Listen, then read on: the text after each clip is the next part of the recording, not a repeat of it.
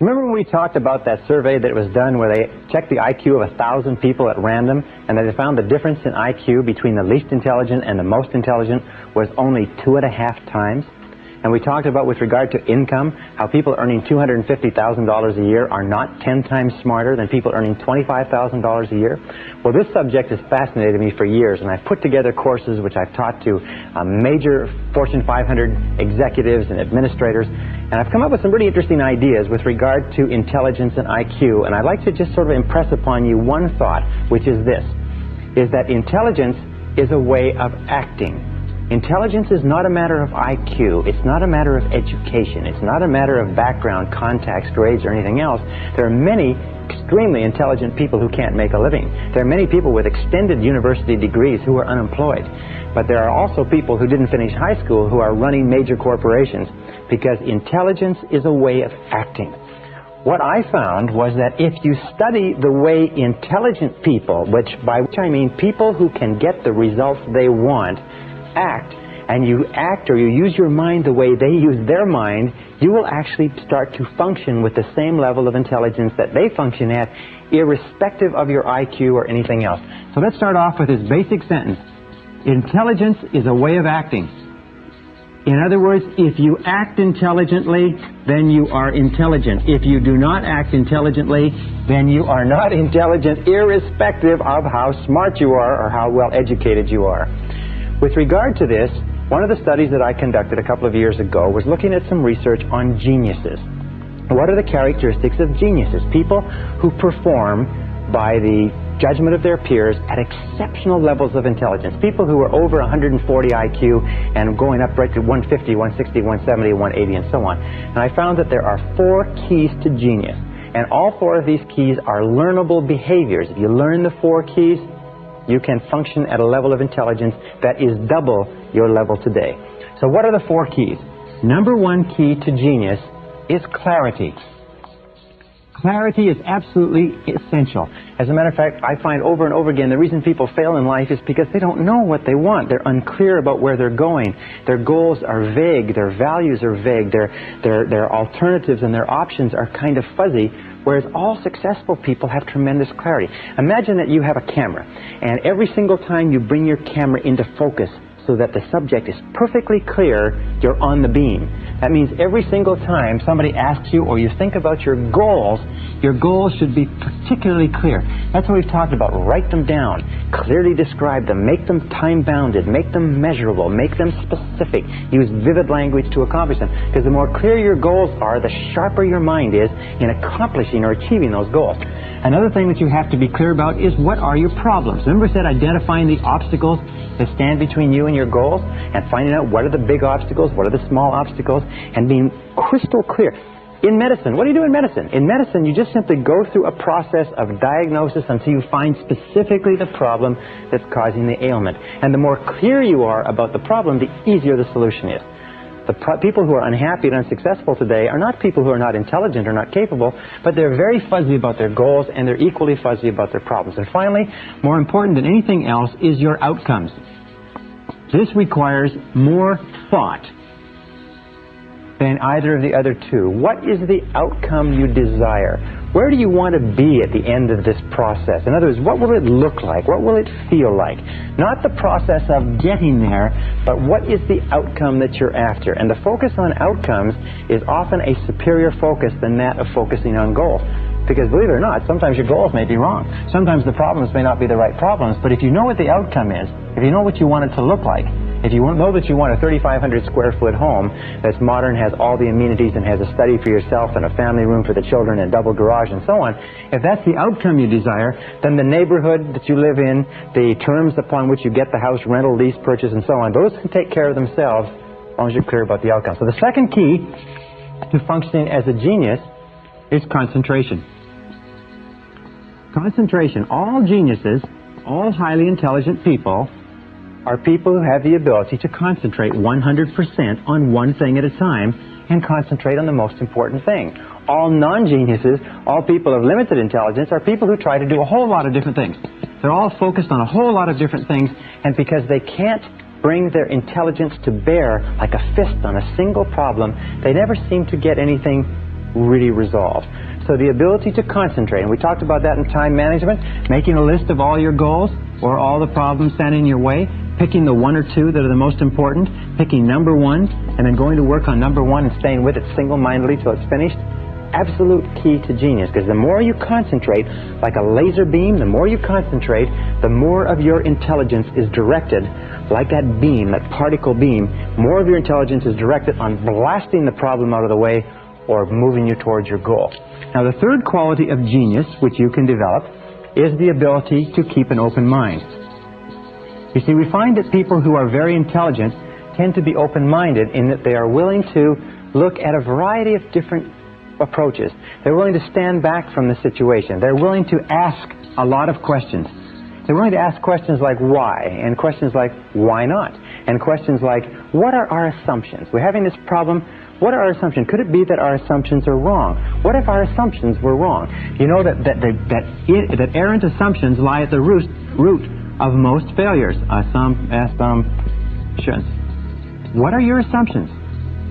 We find when I go in and do research or consulting for large companies or even small companies, you find that wherever they're having a problem in the market, there's an assumption is wrong. Assumption is wrong with regard to the product, with regard to the service, with regard to the competition, with regard to the customer, and so on. So what are your assumptions? Keep an open mind and look at a whole variety of different ways of approaching whatever problem it is. Another good question to ask is, what else might be the problem? We think this is the problem. What if something else is the problem completely different from what we're looking at? So keep an open mind, be flexible, be fluid, be willing to look at a variety of different approaches. And then the fourth characteristic of all geniuses, surprisingly enough, is that they have a systematic method. They have systematic methodology, if you like, or systematic methods of problem solving. They just don't run off half-cocked. Now, finally, once a genius has gone through a series of systematic methods, very often, as a result of this process of concentration, they just drop the subject out of their mind, and at a certain point, the superconscious will give them the answer that they're looking for. But prior to that, they go through systematic methods, if you like, of organized thinking. Now, most people don't do this. What they do is they throw themselves at a problem the same way a dog throws itself at a car going past, and they go ruff, ruff, ruff, ruff, ruff, ruff, ruff, and they chase after the dog, or they throw themselves after a blanket like a puppy does, and they tear the blanket round and round, and they throw it away. Intelligent people approach every problem logically, systematically, organized fashion. So let's talk about 3 methods of creative thinking that you can use to, like a particle beam smasher, that you can use to smash through about 90–95% of any problem that you'll ever face, any obstacle, anything that stands in your way. And the first is what I call mindstorming. Now, mindstorming is a very simple technique. It was developed many, many years ago. It can be done by yourself or it can be done with other people. More people have become wealthy and successful using this technique than any other technique I've ever seen. I've used this myself for years, and it is absolutely devastating in how rapidly you can come up with great solutions to even the most complex problems. Mindstorming is often called the 20-idea method. The only thing that's necessary to use this 20-idea method is a piece of paper, a pen, and discipline. Why is it that people don't use this method more often? A, they don't know it. B, they're not disciplined enough to use it. But if you will use this on a systematic basis, you will be astonished at the results from the very first time. Well, the 20-idea method simply says this. Take a sheet of paper. Best time to do this is first thing in the morning. And write your major goal or objective at the top of the page in the form of a question. Let us say that you want to increase your income from $30,000 to $45,000 over the next 12 months. So what you do is you might write at the top of the page, what can I do to earn $45,000 over the next 12 months? That would be the question. Or let us say it's a time management question. What can I do to get 2 more hours of productive time every day? Or let's say it's a health question. What can I do to lose 5 pounds a month until I get down to my ideal weight? You put that at the top of the page in the form of a question, and then you force yourself to write 20 different answers. You just keep forcing yourself to write 20 different answers. Now, the first 3 to 5 answers that you'll come up with are pretty easy. The next 3 to 5 are more difficult. The last 10 will be like squeezing blood from a stone, because your mind, if you haven't been using it on a regular basis, will be very slow to respond to this demand. Just like a muscle, if you went into a weight room and began to pump iron, your muscles would respond very, very slowly. But after a week, a month, 2 or 3 months, you could go in and you could work out all afternoon. So put it at the top of the page and generate 20 answers. And then at the end of this, pick one answer and implement it immediately. Just simple as that. If you'll do this, this technique is so astonishingly powerful. It's amazing. You will come up with ideas out of your mind that will absolutely astonish you. Things will come out on the paper underneath your pen that you never believed were in your brain. I have given this exercise to many groups of executives, and I found they've come up to me and said, you know, sometimes it's the 20th answer that's worth all the other 19 put together. People have come up to me and said that 20th answer, by forcing yourself to write 20 answers, that 20th answer sometimes is the answer they've been looking for 6 months. So using this exercise, then take one and apply it immediately. Why? It's because that locks into the subconscious and the superconscious that you are serious about this process. Well, if you were to do this 5 days a week, every morning before you start off, and you were to generate 20 ideas every single morning before you started off, and you were to do this times 50 weeks a year, taking 2 weeks off for holidays and taking weekends off where you don't have to think at all, you would end up with about 5,000 ideas per year. If you were to take one idea per year, or one idea per day, times 5 days per week, times 50 weeks per year, it would equal 250 ideas per annum that you would be applying in your life in a world where the average person doesn't use one. Do you think if you used this method on a systematic basis, it would change your results? Do you think if you used this method of creative thinking on a regular basis, you would start to see some progress or some changes? The interesting thing is that if you use this method every day, now I must tell you quite honestly, personally, I cannot use this method for more than 3 days in a row. And the reason is that by the third day, I am coming up with so many ideas that I do not have enough time in the day to implement all the ideas.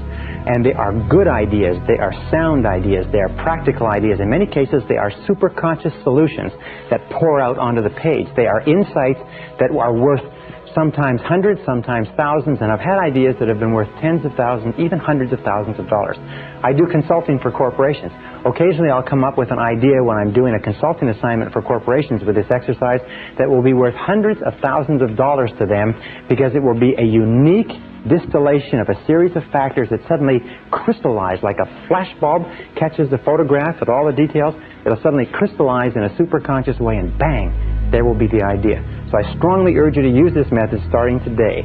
Take any goal, any problem, any difficulty, write it as the form of a question and try it once, and you will be astonished how effectively it works.